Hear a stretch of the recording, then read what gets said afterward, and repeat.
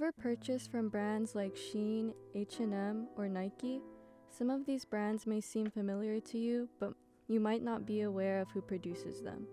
There are many people that might have purchased or supported these brands without knowing that they use child labor.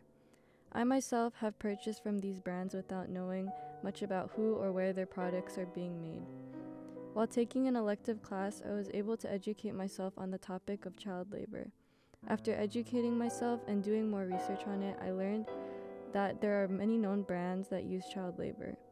Eventually, this topic became more significant to me because learning and educating myself on this topic influenced me to speak on the normalized use of child labor.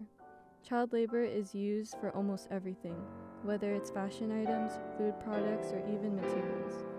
The use of child labor should be stopped worldwide because overworking underage children is harmful and unnecessary. Worldwide, there are 218 million children that are between 5 to 17 years old working under employment.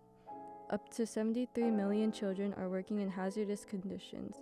Many children that are victims of child labor have no choice but to work due to poverty and lack of education.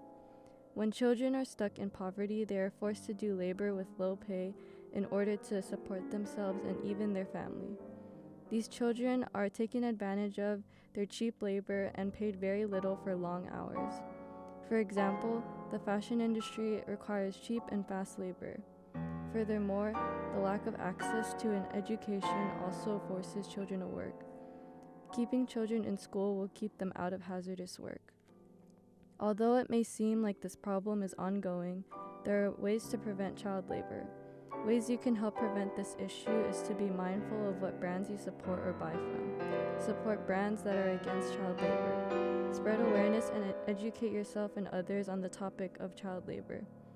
Children should not be overworked, and the topic of child labor needs to be addressed.